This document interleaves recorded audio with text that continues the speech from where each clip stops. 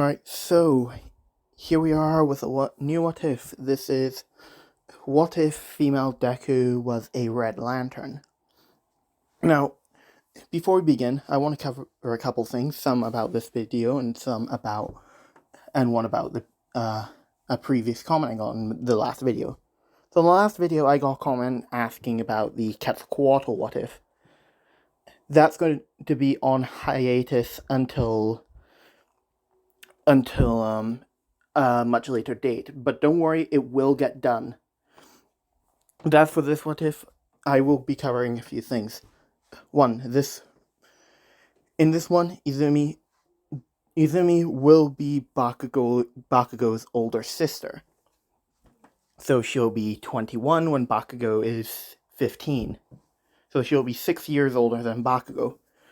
Two, I'm changing the way the Red Lantern rings work.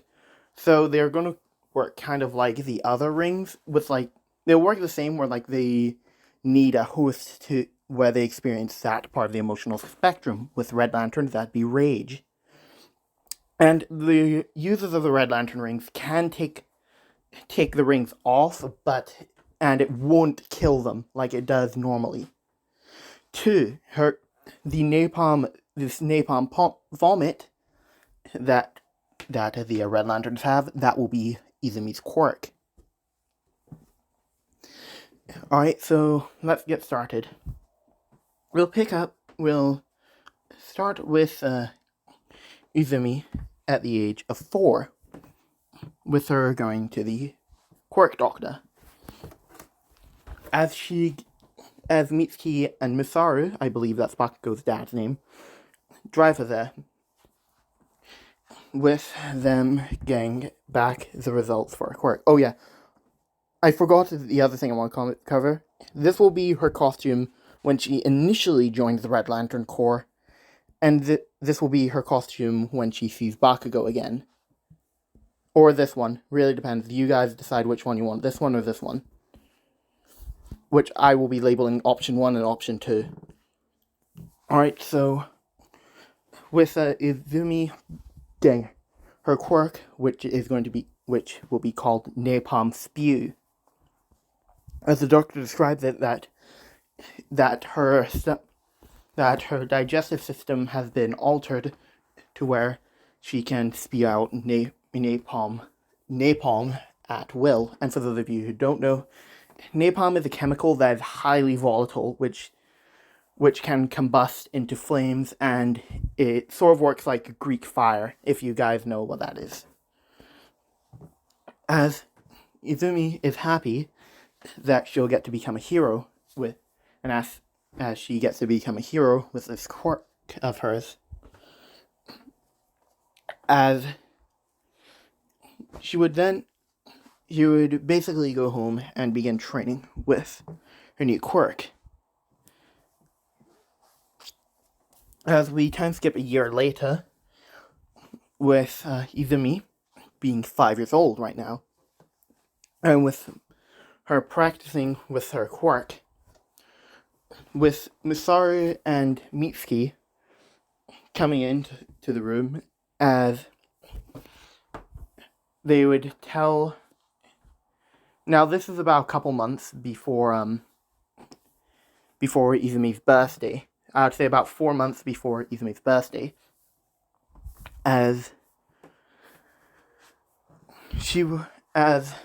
Misaru and Mitsuki would tell Izumi to come over here, as they would say that she will be getting a little brother soon, with her being very excited, thinking that if her younger brother gets a good quirk and gets a quirk, they can both be hero siblings, with Izumi being very happy about that. So, we'll cut over a couple months later. Izumi's 6 now, and Bakugo Katsuki has been born. As Mitsuki looks over to Izumi holding Katsuki as she would say, "Would you like to see your little brother?" With her handing Bakugo over to Izumi, as Bakugo immediately takes a liking to her. As we then will, as Izumi, it is like in her head, I will protect this no matter the cost. I do not care what it will take. This is going to be under my protection.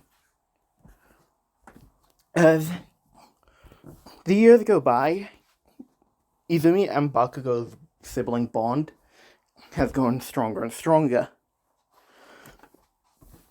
As we'll get to when Bakugo is 4, and he is told that he has a very powerful quirk called explosions, and is actually twice as powerful as his sister's quirk.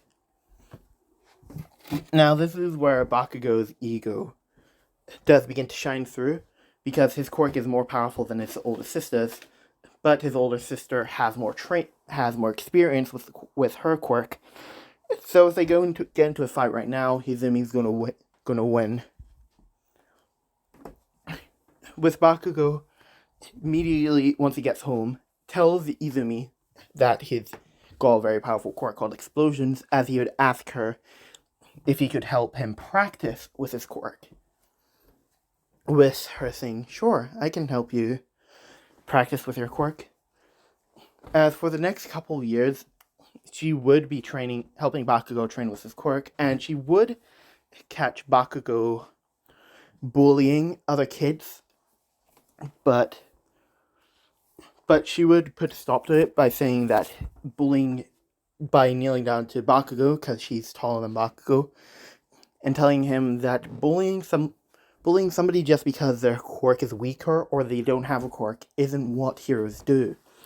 That sounds like something a villain would do. You don't want to be a villain, don't you, Bakugo? Actually, you don't want to be seen as a villain. Now, do you, Bakugo? As Bakugo would say in a sad tone, like a sad, almost defeated tone, "Yes, big sister." As Izumi would say, "Good. Now come on. Mom wants us back home in a couple of hours." With them immediately headed back home. So we'll cut to when Izumi is 16 and Bakugo is 10. With them headed to a shopping center, as they are then as that shopping center is attacked by a villain, who I'll say the villain has a laser beam quirk. So I'm sorry I'm gonna have to do this to you guys, but sadly, Misaru and Mitsuki do end up dying during this villain attack, due to the villain slicing off a piece of a building over an area in the shopping center, with Misaru and Mitsuki pushing them out of the way.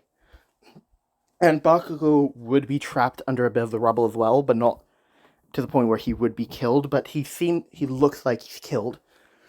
As Izumi would immediately run over to Bakugo and call him, shout his name, see if he's alright, with Bakugo not responding.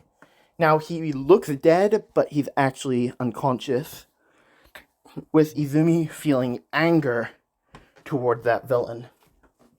With that, a red ring flies down from the sky and approaches her and says this: "Izumi Bakugo of Earth, you have great rage in your heart." Now, in this attack, she has also lost an arm, which is why the construct arm right here,